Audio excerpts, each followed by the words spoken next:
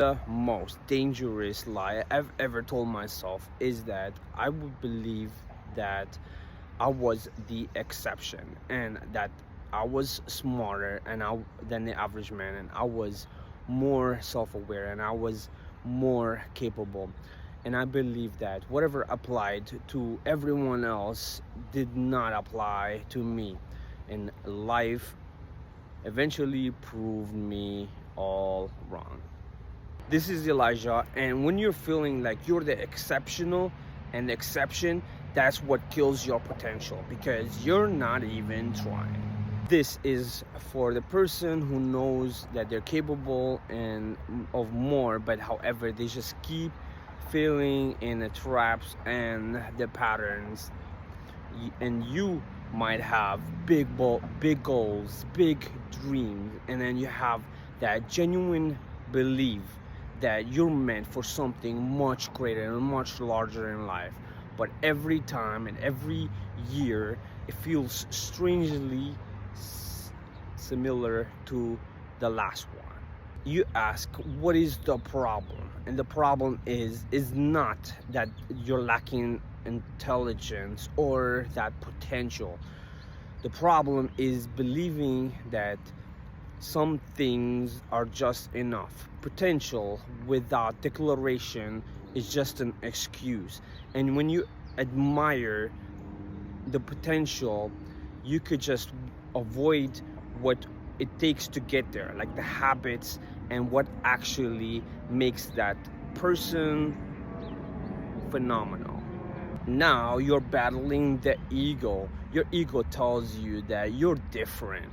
It whispers that whatever that is, you'll get serious later, and then you can skip the fundamentals because they're not that important, and you feel like you're smart enough to figure things out eventually.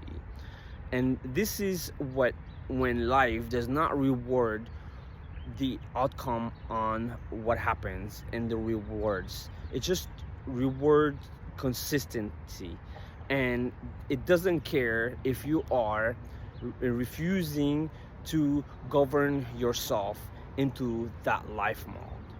And how does the change occur? The change occurs by dropping that illusion that you are an exception.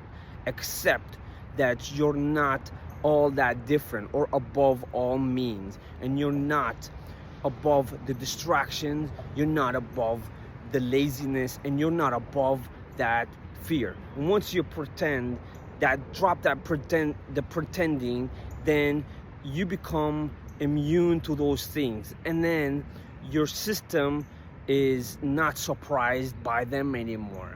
It just becomes motivation, and then you keep that promise to yourself, one decision at a time, and you build that life and that trust of who you really are.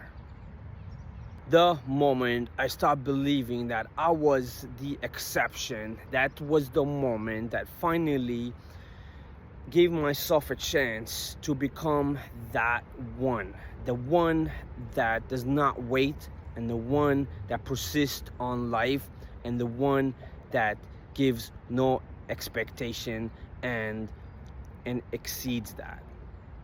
So potential doesn't make you any different.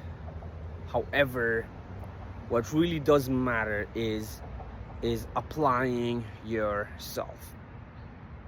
That's when I realized that the potential doesn't make you any different. However, self-mastery does.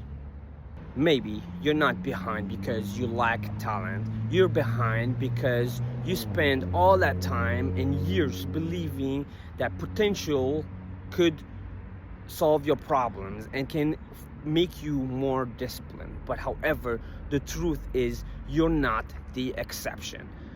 This is human behavior, is that when being faced in the same temptations and fears and distraction like everyone else, this is where you hone in, and this is when you become different, because you apply yourself versus the potential of what might be. And here's the good news: you don't have to be born exceptional. You become exceptional by doing what most people actually want, especially the day you don't feel like it. So stop waiting to feel different and become different.